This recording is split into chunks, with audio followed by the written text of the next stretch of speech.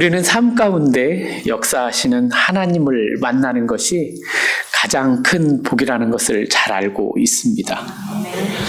제가 가끔씩 말씀드리지만 저는 하나님을 만날 만한 인물이 못 되었었습니다.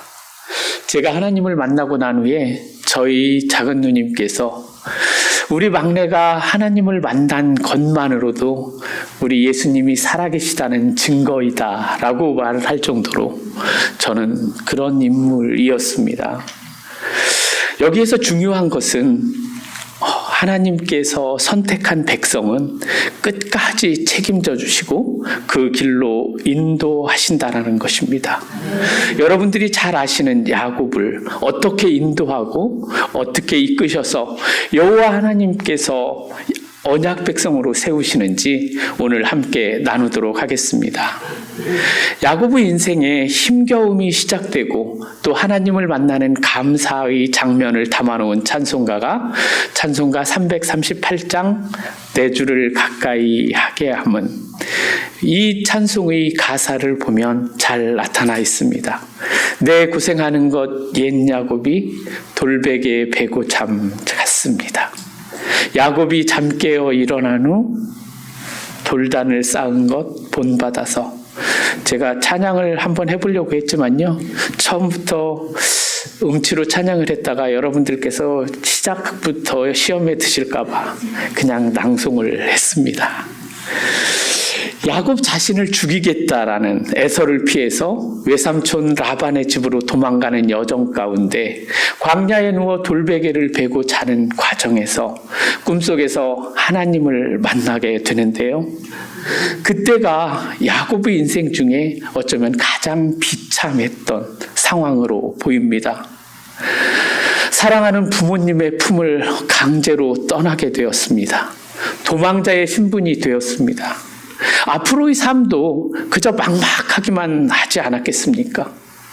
가장 낮은 자리에서 자신의 몸 하나조차 편안히 누일 수 없는 그런 상황, 그런 비참한 상황에 놓여 있는 야곱에게 하나님께서 직접 찾아오셔서 내가 너와 함께 있어 내가 어디로 가든지 너를 지키며 너를 이끌어 이 땅으로 돌아오게 할지라.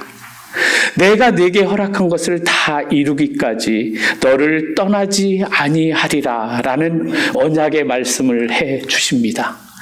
야곱은 기쁨과 감사로 28장 20절에서 22절 말씀의 기도를 합니다. 내용은 하나님을 만나고 주신 언약에 감동을 해서 세 가지 서원을 합니다. 하나님은 나의 하나님이, 이곳은 베델이, 나의 소득의 10분의 1을 11조로 드리겠습니다. 하나님을 만난 기쁨과 언약에 야곱은 가슴이 벅차 올랐을 것입니다. 그렇지만 그것은 그 인생의 고달픔의 시작점이기도 하였습니다. 삼촌을 만나 속고 속이는 과정에서 각양각색의 어려움을 당했고 그렇게 살아가는 20년의 세월이었습니다. 형을 피해서 도망을 갔던 삶에서 이제 삼촌을 피해서 야밤 도주를, 그러나 삼촌과 그의 군사들에게 붙잡히고 하나님의 은혜로 미스바에서 언약을 맺고 고향을 향해 떠나지만 곧 이은 소식은 형 에서가 400명의 군사를 이끌고 자신을 징발하러 온다는 이야기였습니다. 이 정도만 들어도 숨 막힐 정도로 답답한 인생 아니겠습니까? 야곱은 두려움과 고민에 야복강 나루에 혼자 앉아서 하나님께 간구하였고 하나님의 천사를 만나 밤새 씨름을 하고 하나님께서 져주셨습니다. 하나님과 겨루어 이긴 자라는 뜻의 이스라엘이라고 이름도 바꿔주십니다. 귀향길에서 가장 큰 걸림돌이었던 형 에서와의 문제 역시 하나님을 찾았더니 해결이 되었고 평안한 마음으로 고향으로 돌아가게 됩니다. 그는 그가 이룬 재산을 토대로 숫곳이라는 곳에서 삶의 터전을 잡습니다. 지금까지 야곱의 인생은 늘 쫓기는 삶을 살아가고 있었습니다. 아마도 이제는 좀 평안한 삶을 살고 싶었을 것이에요. 세겜 생활에서는 땅도 샀고 목초지도 넉넉해서 살기 좋을 줄 알았습니다. 그러나 하나님이 안 계시는 삶은 평안하지도 안정적이지도 못했습니다. 오히려 감당하기 어려운 위기 앞에도요, 또다시 도망을 해야 하는 그런 처지에 이르게 된 것입니다. 34장에 일어난 다나 사건으로 인해서 시므온과 레위가 세겜 주장과 휘족숙에게 저지른 만행은 금방 주변에 소문이 날 것이고 세겜 지역과 주변 부족들이 연합해서 복수하러 올 것이라는 당연한 예상을 할 수 있었기 때문입니다. 연합군을 이끌고 자기와 가족들을 공격하러 올 것이라는 생각에 야곱은 다시 한번 절망하며 고민에 빠지게 됩니다. 바로 그때 하나님께서 다시 야곱을 찾아오셨습니다. 오늘 본문 1절 말씀입니다. 하나님이 야곱에게 말씀하셨다. 어서 베델로 올라가 거기에서 살아라. 내가 너희 형 앞에서 피해 도망칠 때에 내게 나타난 그 하나님께 제단을 쌓아서 바쳐라. 베델로 올라가라. 베델로 올라가라는 하나님의 말씀에 명령의 야곱은 어떤 마음이었을까요? 야곱은 에서가 자신을 죽이려 할 때 하나님 목숨을 구하기 위하여 지팡이 하나 들고 집을 떠나 외롭고 힘들었던 그에게 하나님이 나타나셔서 약속을 주셨던 것입니다. 그곳에서 그 약속에 감동하여서 서원을 했던 곳입니다. 아마도 베델로 올라가라는 이 명령에 하나님과의 첫 만남을 기억하고 떠오르면서 야곱은 전율을 느끼며 눈물부터 쏟았을 것입니다. 그렇게 하나님의 은혜는 야곱을 회복시켜 가고 있습니다. 야곱은 일어나라, 올라가라, 거주해라, 제단을 쌓아라, 이 4개의 동사를 약속의 말씀으로 붙잡고 행동으로 옮기는 결단을 하게 됩니다. 특히 제단을 쌓아라라고 명령하신 말씀은 야곱이 하나님께서 또 나를 지켜주시는구나 하는 확신을 갖게 합니다. 하나님께서는 절대로 야곱이 제단을 쌓지 못하고 죽도록 내버려 두지 않을 것이기 때문입니다. 하나님을 기억하는 한, 하나님께 예배드리는 한, 그 어떤 어둠의 세력도 하나님과 함께하는 사람들을 해하지 못할 것입니다. 하나님께서는 세겜 사람들이 시므온과 레위가 저지른 만행에 대해서 보복하러 올 것을 예상하고 불안에 떠는 야곱과 그의 가족에게 구원의 손길을 내민 것입니다. 하나님께서 택하신 백성들이 풀 수 없는 어려운 문제에 들어가면 하나님께서 직접 개입을 하십니다. 우리 삶 가운데도 감당하기 어려운 어려움을 만날 때가 있습니다. 주님, 어떻게 이런 일이, 어째 이런 일이 저에게 일어날 수 있나요? 스스로 감당하기 어려운 일이라 여겨진 경우를 당해보신 적이 있으신가요? 그때 고린도전서 10장 13절에는 이렇게 말씀해 주십니다. 사람이 감당할 시험 밖에는 너희가 당한 것이 없나니 오직 하나님은 미쁘사 너희가 감당하지 못할 시험 당함을 허락하지 아니하시고 시험 당할 즈음에 또한 피할 길을 내사 너희로 능히 감당하게 하시느니라. 주님은 절대로 우리를 헤어나지 못할 구렁텅이에 그냥 두시지 않습니다. 우리는 모두 자신만의 어떠한 문제를 안고 살아갑니다.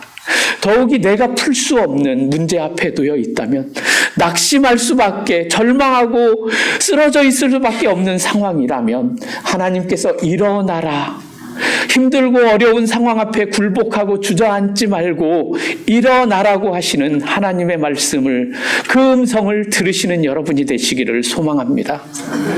하나님께서 일어나라라고 하시는 것은 너 혼자 스스로 알아서 내 혼신의 힘을 다해서, 젖먹던 힘까지 다해서, 죽을 힘을 다해서 한번 어떻게든지 일어나 봐라, 그런 이야기가 아닙니다. 하나님께서 일어나라 하시는 것은 내가 결단하는 그 순간 주님께서 일으켜 세워주신다는 것입니다. 하나님께서 내 손을 잡아 당겨주시고 내 다리에 일어날 힘을 주시겠다는 것입니다. 어떤 드라마에서 본 내용입니다. 여종을 겁탈하고 누명을 씌운 양반이 앞에 한 여인이 나타나서 사과를 요구합니다. 그 양반은 여인에게 호통을 쳐보지만 그 여인이 곧 중전마마임을 알고 여종 앞에 납작 엎드려 무릎 꿇고 사과를 합니다. 그때 여종이 중전마마에게 애원을 합니다. 이제 그만 멈추어 주십시오. 이것만으로도 충분합니다. 그만하시옵소서.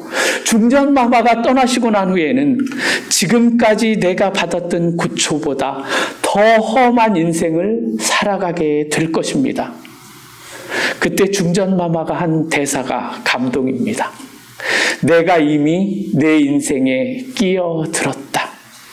이 말은 오늘 스쳐가는 바람처럼 그냥 한번 관여하고 지나간다라는 것이 아니라 앞으로의 삶에도 계속하여 책임져 주겠다라는 이야기입니다. 우리 하나님이 바로 그런 분이시라는 사실입니다. 베델로 올라가라. 베델은 하나님을 만났던 곳입니다. 처음 내가 하나님을 만났고 믿음을 고백하고 하나님께 서원하였던 곳입니다. 하나님께서 하나님의 살아계심을 우리에게 보여주었던 곳, 믿음의 성지와도 같았던 곳, 그곳으로 올라가라는 것은 믿음을 되찾으라는 것이고 믿음을 새롭게 하라는 것입니다. 다시 하나님의 자리로 돌아가라는 것입니다. 그리고 베델에 거주하라고 말합니다. 제가 몇 년 전 단기 선교를 갔을 때 그곳에 계시는 선교사님께서 여러분들은 지금 왜 이 자리에 서 계신지 아십니까? 라고 질문을 해서 우리는 속으로 우리가 단기 선교 왔으니까 여기 서 있지 뭐 그런 생각을 하였는데 하나님께서 여러분들이 지금 이 순간 여기에 있는 것이 좋다고 생각하시고 이곳에 있기를 원하셨기 때문에 여러분들이 이곳에 있는 것입니다. 라는 답을 주셨어요. 우리가 있어야 할 장소, 그곳에 머무르고 있으면 하나님께서 반드시 능력을 부어 주실 것입니다. 그리고 그곳에 제단을 쌓으라고 하신 것은 하나님을 만났던 그 베델이, 그 자리가 예배의 자리가 되게 하라는 것입니다.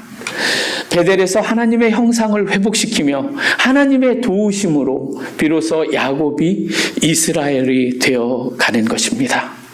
진정 우리 자신이 하나님 안에서 우리 자신의 모습을 찾을 때에 그때 비로소 우리는 하나님의 형상을 회복할 수 있는 것입니다. 야곱이 드디어 주님의 음성을 들었습니다. 주님의 음성을 들으면 우리의 나아갈 바가 보입니다. 앞으로의 계획이, 지식이 얻어지게 됩니다. 하나님의 음성을 듣고 야곱이 일어서서 자기 식구들에게 이렇게 명령합니다. 2절입니다. 야곱은 자기의 가족과 자기가 거느리고 있는 모든 사람에게 명령하였다. 너희가 가지고 있는 이방 신상을 다 버려라. 몸을 깨끗이 씻고 옷을 갈아입어라. 야곱이 가족들에게 세 가지를 이야기합니다. 첫째, 이방 신상, 우상을 버리라는 것입니다. 이것은 마음을 정결하게 하라는 이야기입니다. 세겜 땅에 거주한 지 10여 년쯤 되었으니 가나안 문화에 많이 동화되어 있을 것입니다. 또 삼촌 라반의 집을 떠나올 때 가지고 왔던 이방 신상들도 있었을 것입니다. 내가 손에 쥐고 있는 것을 내려놓을 때 새로운 것을 잡을 수 있는 것입니다. 주님 없이 평탄한 삶을 살고자 했던 것을 내려놓고 철저히 하나님만을 붙잡겠다고 고백하는 것입니다. 야곱은 두 번째, 집안 사람들에게 자신을 정결하게 하도록 하였습니다. 몸을 깨끗이 하라는 것은 하나님 앞에 서려면 우리가 정결해야 한다는 것을 잘 알고 있습니다. 정결 예식은 목욕과 세탁하는 일이 포함되어 있습니다. 아마도 아들들이 세겜 족속들을 죽이고 약탈하는 과정에서 시체를 접해서 부정하게 되었기 때문에 이런 예식이 필요할 수도 있었겠습니다. 세 번째로 야곱은 가족에게 옷을 갈아입도록 명령했습니다. 어떤 옷을 입었기에 왜 바꿔 입으라고 했을까요? 옷은 나의 정체성을 드러냅니다. 또한 의복은 문화를 나타냅니다. 옷을 갈아입으라는 것은 가나안 문화를 씻어내는 행위라고 할 수 있습니다. 단순히 가나안의 복장만이 아니라 가나안의 사고방식, 가나안의 생활방식, 가나안의 가치관, 그 모든 것을 다 버리라는 것입니다. 5절 말씀을 보니 그런 다음에 그들은 길을 떠났다. 하나님이 사방에 있는 모든 성읍 사람들을 두려워 떨게 하셨으므로 아무도 야곱의 아들들을 추격하지 못하였다. 드디어 야곱의 가족들이 세겜 땅을 떠납니다. 하나님의 말씀을 듣고 몸과 마음을 정결하게 하고 이방 신사람을 모아 상수리 나무 아래 묻고 발걸음을 옮겨 놓았습니다. 불안감이나 두려움이 없지는 않았겠지만 아마도 소망을 품은 그런 발걸음이었을 것입니다. 야곱은 아직 예배의 자리에 도착하지도 못하였습니다. 예배를 위하여 그저 몸과 마음을 깨끗하게 하고 정결하게 하는 과정을 지나고 있을 뿐입니다. 그런데 지금 무슨 일이 일어나고 있습니까? 야곱의 가족들이 모든 것을 정리한 후 세겜 땅을 떠났으나 그들을 추격하는 자가 없었습니다.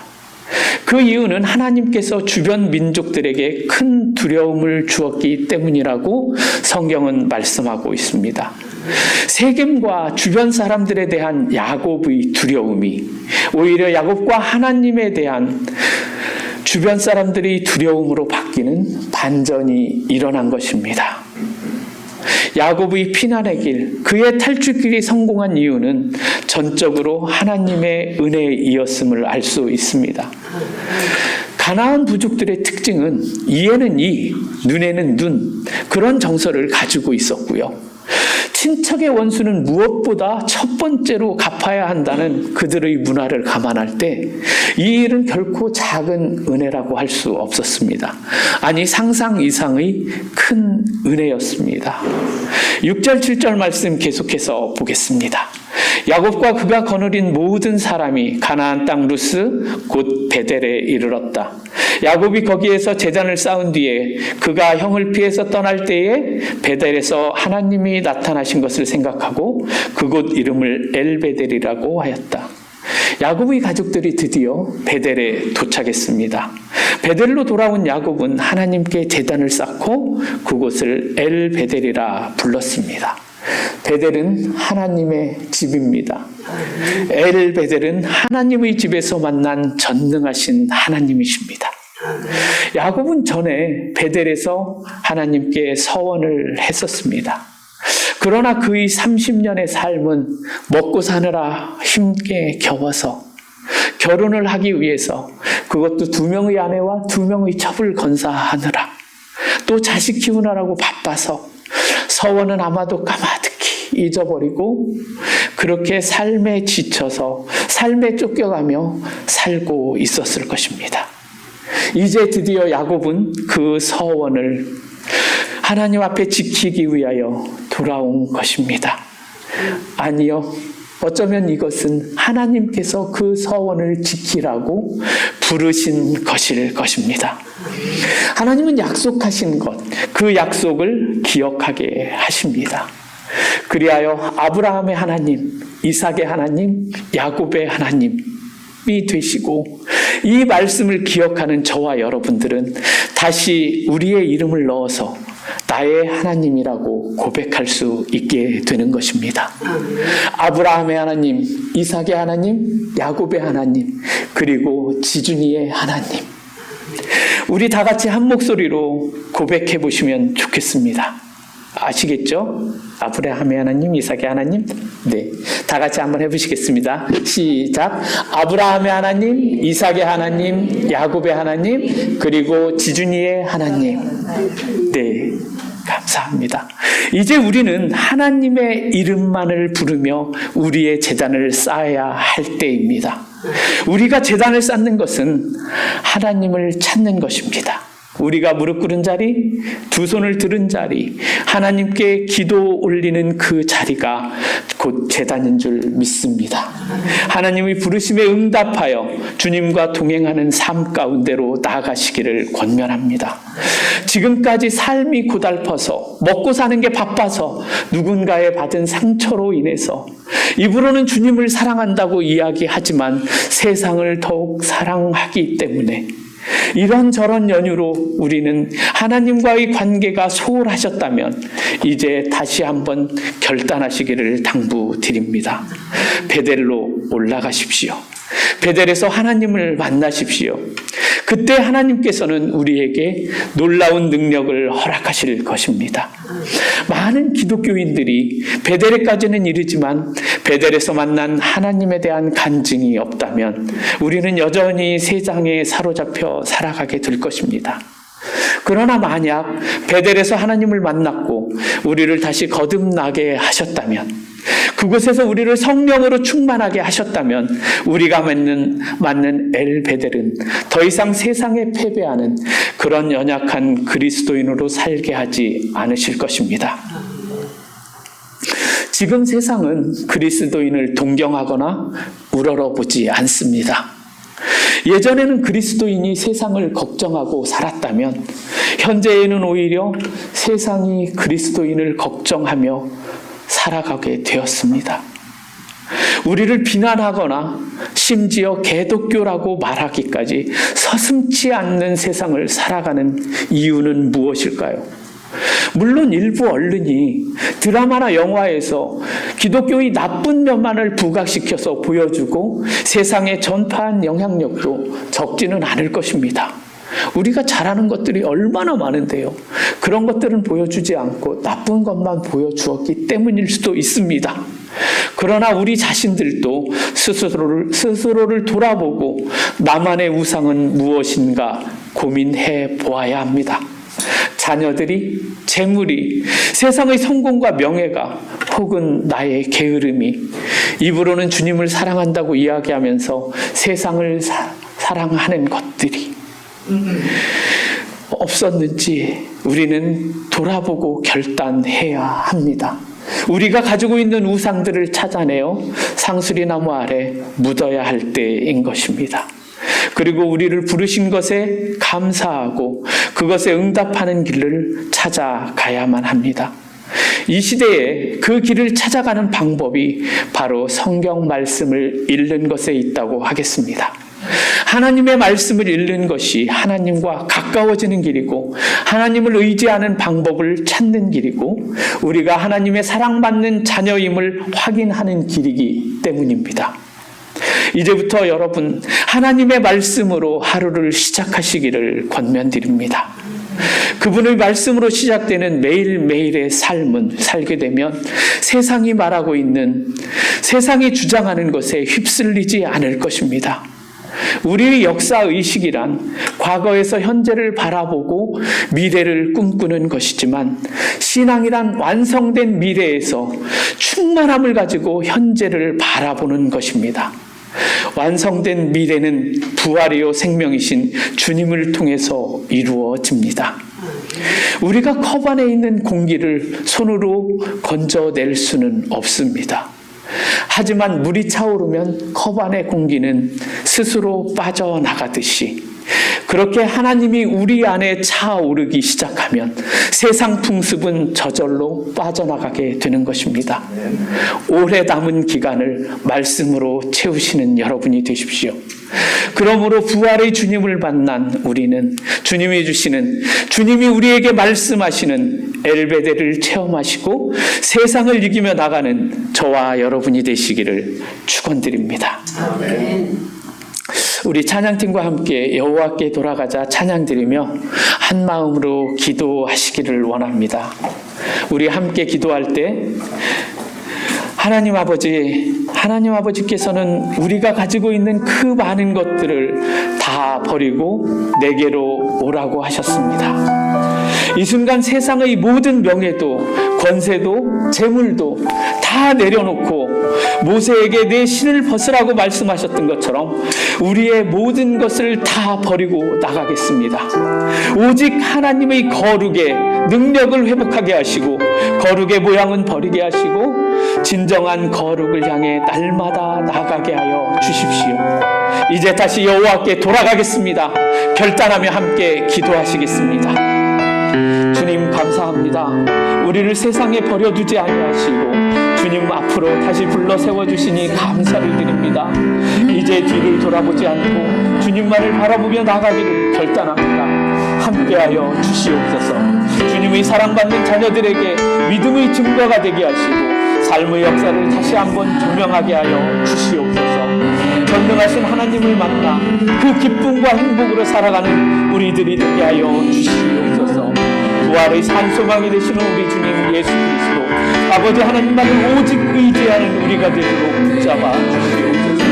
그리하여 부흥의 길을 걷는 실리콘밸리 우리 교회가 되게 하시고 우리 성도들이 서로 사랑하고 아끼는 우리들이 되게 하시고 주님 안에서 살아가는 우리가 되게 하여 주시옵소서. 여호와께 돌아가겠습니다. 다시 한번 결단하며 나아가는 우리들을 아버지 하나님 함께하여 주시옵소서. 우리 주님 예수 그리스도의 이름으로 기도드립니다. 아멘.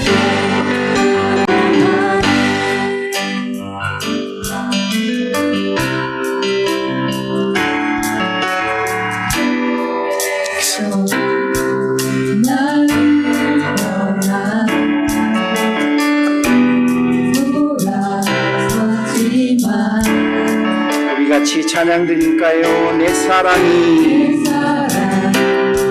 내 백성을 포기 못하니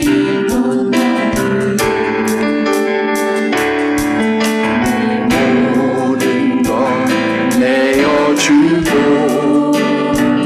나 그들을 얻으리라.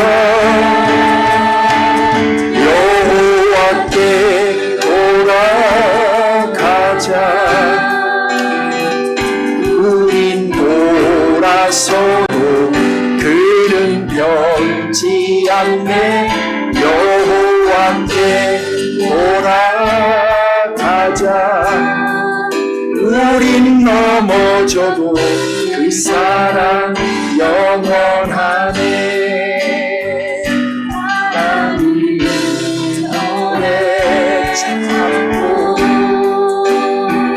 자신을 내어주네. 서로 사랑할 때 세상을 주보내. 사랑은 절대 지지 않네. 사랑은 오래 참고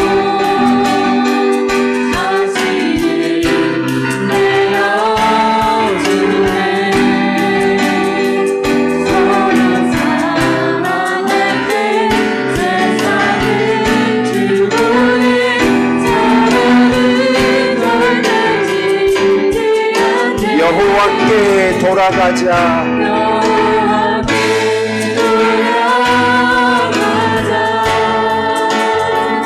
우린 돌아서도 그는 변치 않네. 여호와께 돌아가자. 우린 넘어져도 사랑. 다 함께 일어나셔서 예물을 드리겠습니다.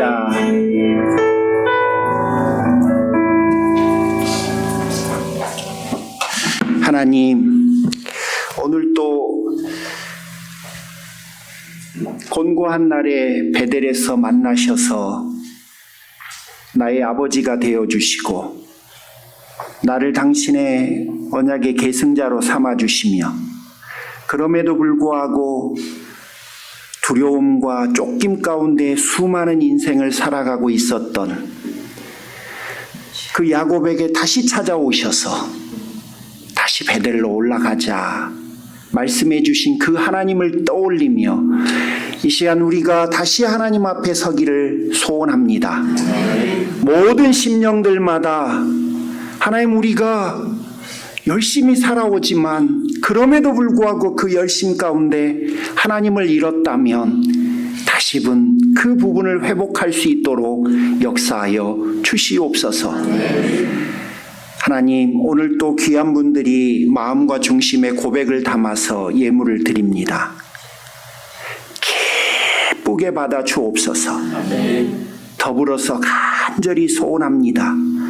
각자의 사모하는 심령들, 소망하는 기도 제목들 응답하여 주시옵소서. 부족함이 있으면 채워주시고 모자람이 있으면 하나님께서 찾아가셔서 넉넉하게 하여 주시옵소서. 아픈 분들은 회복시켜 주옵소서.